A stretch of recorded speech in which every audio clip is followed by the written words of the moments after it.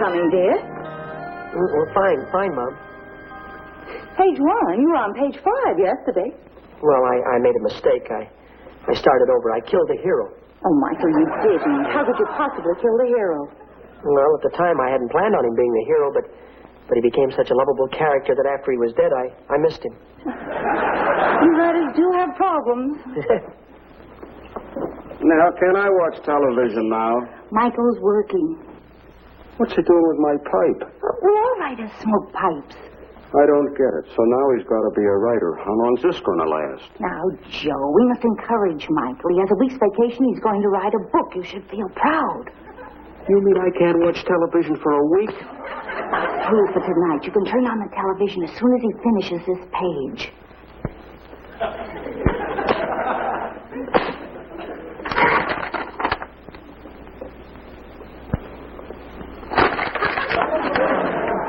Wait a minute. Oh, hi, Pop. Now, don't pop me. Haven't you anything better to do with your time? What's better than becoming a famous author? See this book, Forbidden Journey, by Jacques de Varenne? I read in the paper today where he sold this to the movies for $50,000. Yeah? How much are the movies going to give you for this? Joe, you'll sing a different tune when Michael's novel is finished. Now, look, if Michael's going to get $50,000 for what he writes, I'm the last one to stand in the way. Son, why don't you tell us what your novel's about? Your father and I'd like to hear the plot, wouldn't we, dear?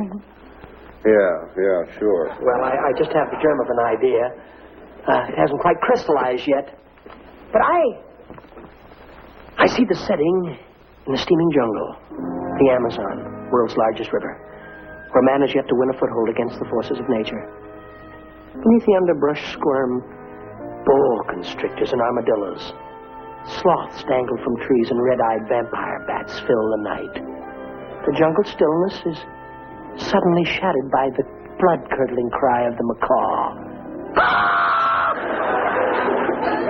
Rodney trudged forward through the clinging vines that kept grabbing at his body. He had been wandering through the uncharted wastelands for 3 days now without food or water. The sun beat down upon his pain-racked body. Hotter. The heat grew more intense. He could hardly breathe. Would the jungle show him no mercy? Rodney Penwhistle knew that he was slowly losing his mind. His legs crumbled and he fell to the ground of the slimy jungle. He lit his pipe and waited for death. And it was not far away. The floor of the jungle was alive. A throbbing, living carpet of red ants, devouring and eating, stripping the jungle of everything that was in sight. Rodney forced himself to his feet and vowed to die like a true Penwhistle. He thought of throwing himself into the Amazon, but there he knew the deadly piranha was awaiting him. The deadly fish that can strip a man's body to a skeleton in a matter of seconds. No, this was not for Rodney. He backed himself against the nearest tree and awaited death defiantly.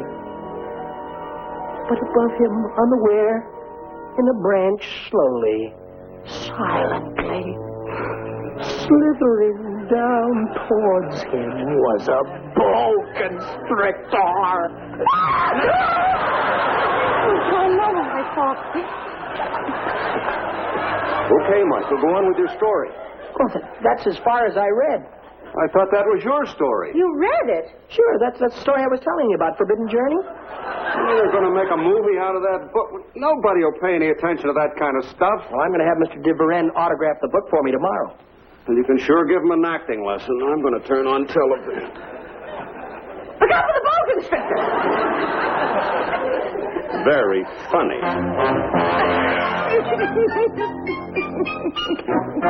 Look, Jacques, I tell you, this is no publicity stunt. The situation is serious.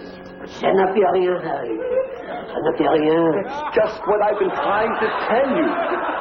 What did you say? One cannot be certain of anything, eh? Maybe my laugh is intentional, maybe it is not. C'est la vie. Why are you so stubborn? Ever since you started this speaking tour, we've had reports the Amboto have been shadowing you. Des Moines, Pittsburgh, Omaha, Chicago. Shall we be factual, yes? Yes, the Mbato is practically an extinct tribe who inhabits the headwaters of the Amazon, n'est-ce pas? But no Mbato has ever been out of Peru.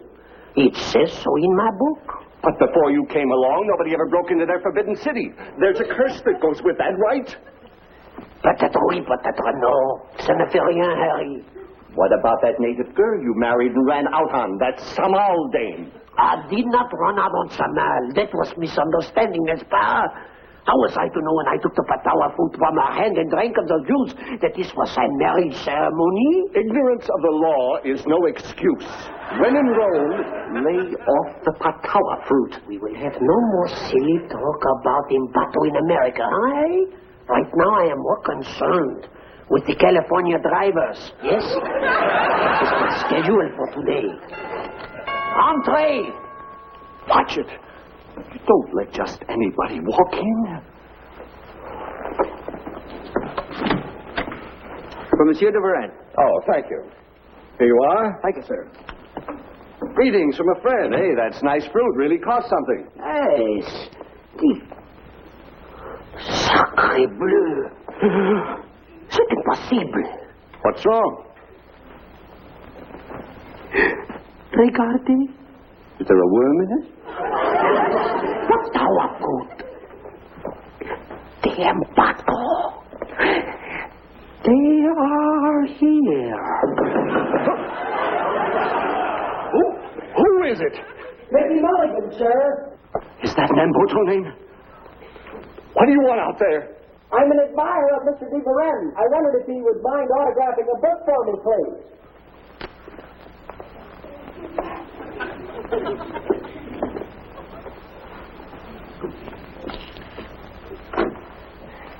It's a pleasure, Monsieur de Varenne. I'm Myckey Mulligan. I'm also an author. That's de Varenne. Oh. Bonjour. Bonjour, Monsieur Mulligan. C'est bon, I'm sure.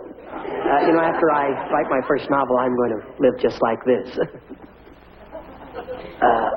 Your face, it looks familiar.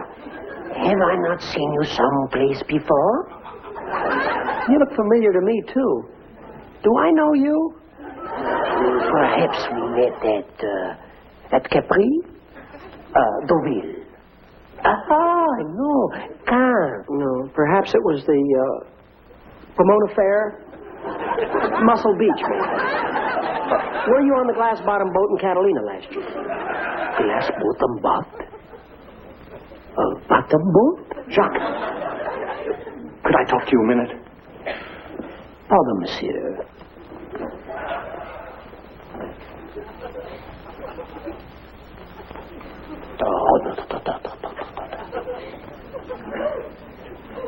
But I am not sure.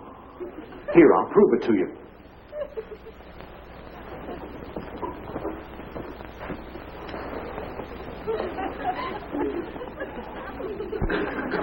Now, what do you think? He's formidable.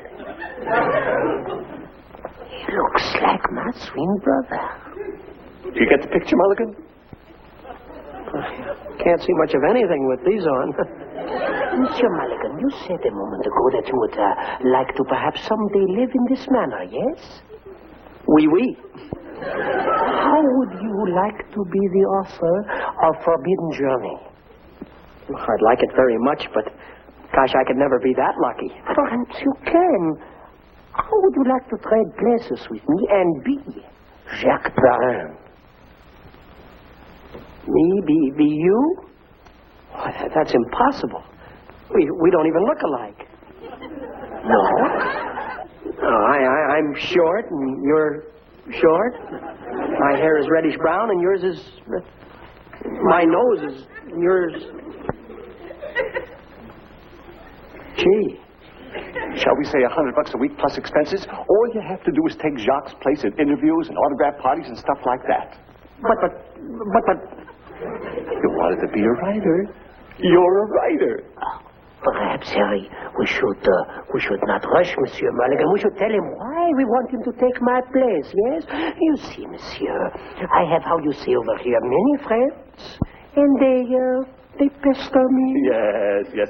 Old friends will do it every time. But we do not wish to rush you, monsieur. We do not wish to, as you say, you Americans, twist your leg. Well, that's all right. I do want the job. I could learn an awful lot about riding from you, monsieur. Say no more. C'est entendu. C'est entendu. Well, that settles it. I'll take you down to get you fitted for mustache, goatee, and glasses. Well, I don't know. I flunked French in high school. You did? But then that might not mean anything. I flunked English, too.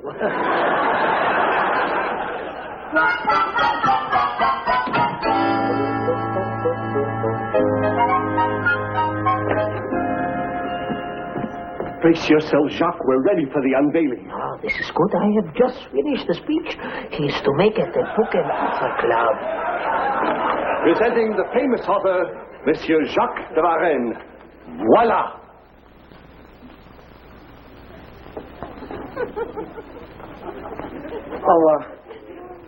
How do I look? Now there are two Jacques de Varennes. Hey, Harry? Now, Mulligan, you go take a stroll around town, sort of a test flight. And if anybody stops you for an autograph, sign Jacques de Varenne. Jacques de Varenne. Rennes.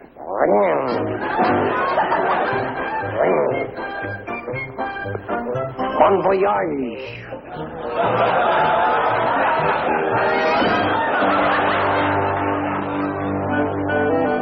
Well, what do you think? The resemblance is fantastic. I wonder if it'll fool the Ambotos.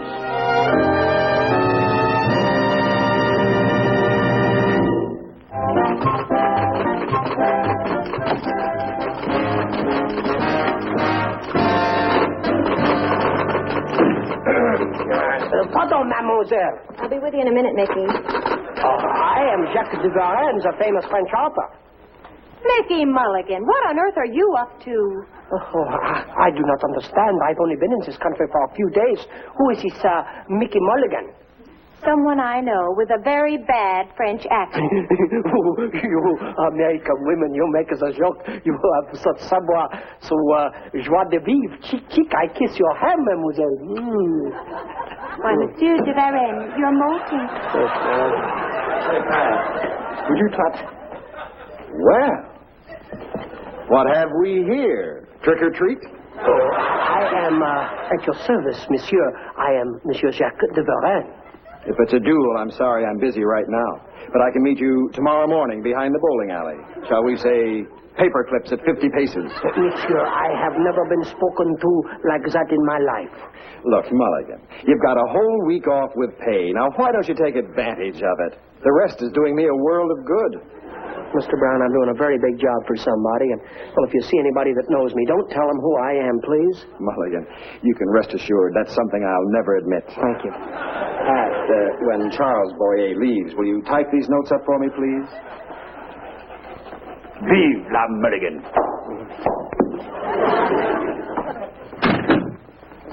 Mickey, what's this important job you're doing? Oh, I'm sort of a stand-in for a very big French author, Jacques de Varenne. He wrote The Forbidden Journey, and I impersonate him every place I go so he won't be bothered by his fans. It sounds fishy to me.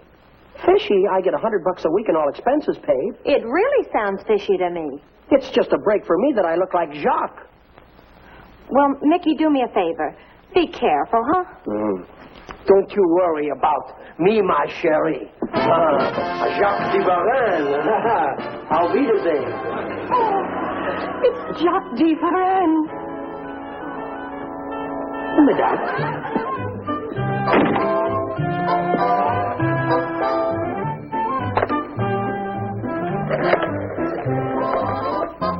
Sally, do something for me. Find out what hotel that French author Jacques de Varenne is staying at. De Varenne. V-A-R-E-N-N-E. Oh, Pepper. À tout à l'heure. Merci, monsieur.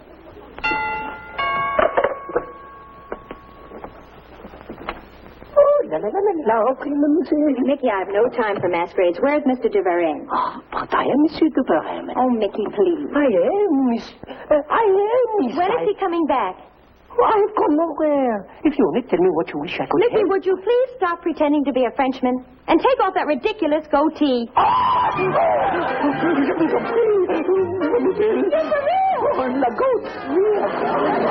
then this Jacques person said that all he wants Mickey to do is impersonate him and relieve him of social obligations. It sounds awfully fishy to me. Michael didn't tell us anything about this.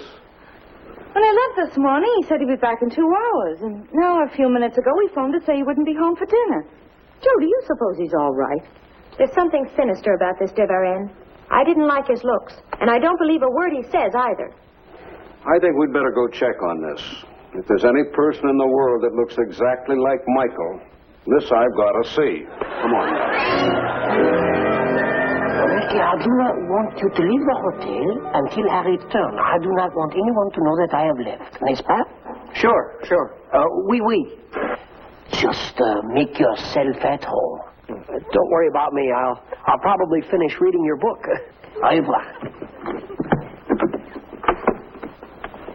Oh, Mulligan, if an Ambroto calls, hang up.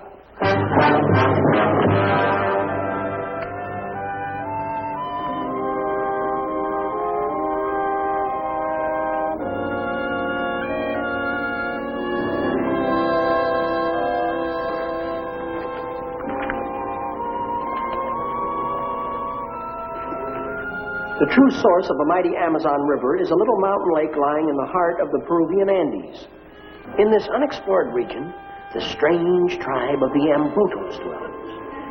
The origin of the Amboto is unknown. Some say they are descended from the Spanish conquistadores.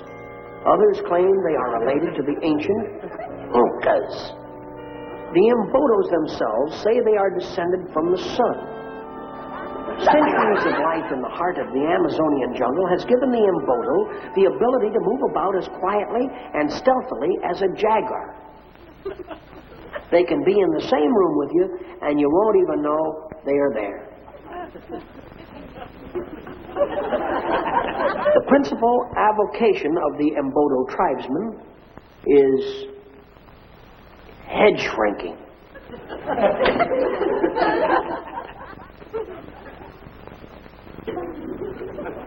In my travels through the Amazon jungle, I had heard many tales of the Amboto men, but I didn't realize what lay in store for me upon meeting my first Amboto woman. Her name was Sama. She was lovely beyond words, exotic, and graceful as a Mayan goddess. Her full lips breathed passion, and her sultry eyes burned into my very soul. In the center of her forehead, she wore a brilliant ruby. Wherever she went, an intoxicating scent of 1,000 jungle flowers filled the air. I shall never forget how Samal and I drank together the juice of the patawa fruit. As fate would have it, this was the last time I was ever to see my beloved Samal. This author really gets carried away, doesn't he?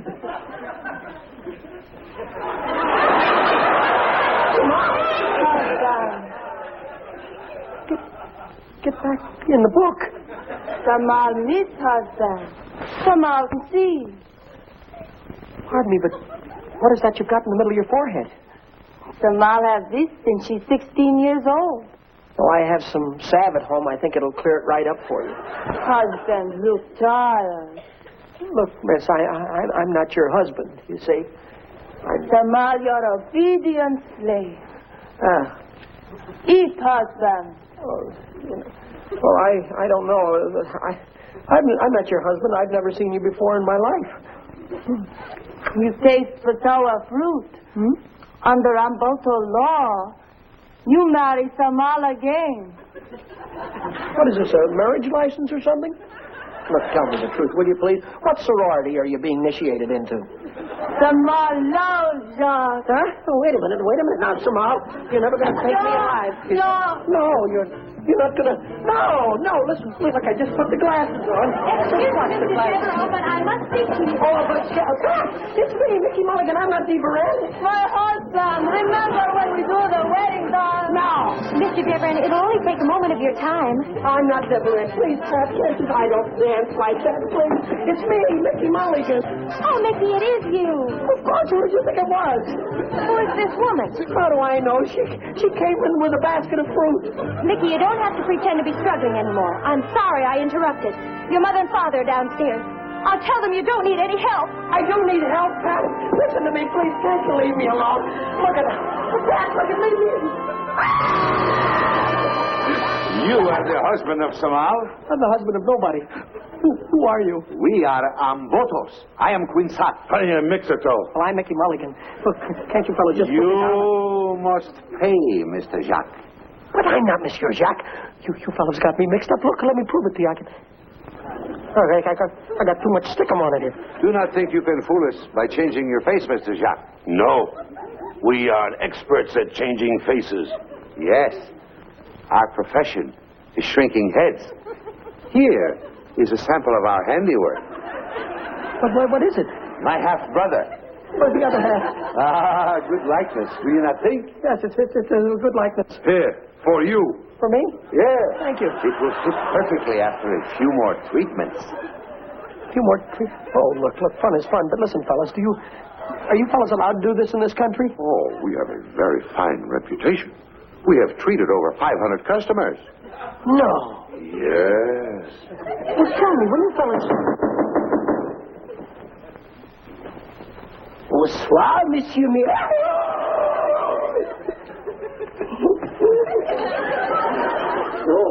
Oh. If you do not leave the apartment, I shall be compelled to call the gendarmes. No. You have stolen the secrets of the Ambato, and you must pay. Pay? Yes. You must pay our share of the royalties of this book. What a savage thought. I will be glad to pay anything if you only do not shrink my head. Please, we do not shrink heads anymore. That one out with button shoes. What about your half-brother? This I carve from the coconut. We sell them to the tourists. Tourists? Then this was just a big act you were putting on, huh? No. We read in the newspapers that Mr. Jacques sell this book to the movies, for which we also want our royalties. This fella talks like he was your agent or something. He is. He brought me here for an audition. I would like to act in your picture. Well, what about the girl, Samal? Ah, she is my sister. She would like to act in the picture also. Samal!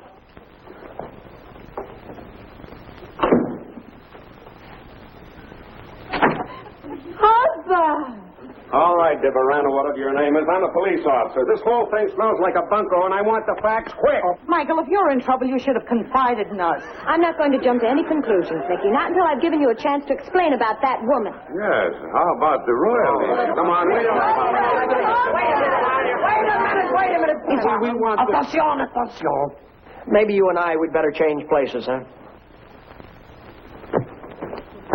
Look, I want to run the whole thing to me.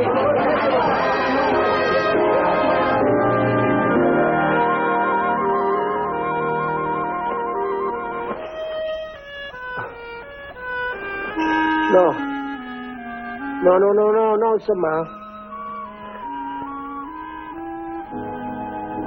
Please.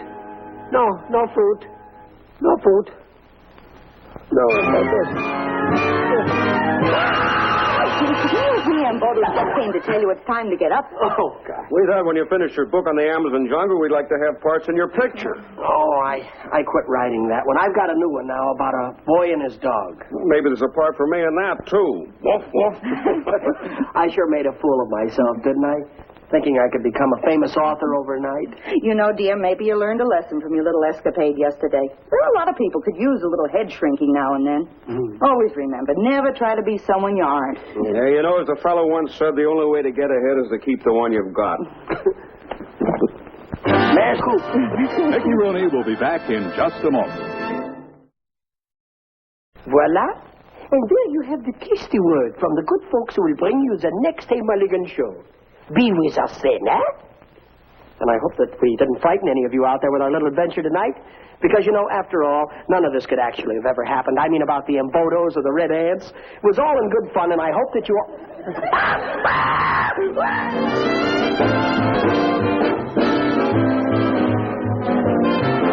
Rooney.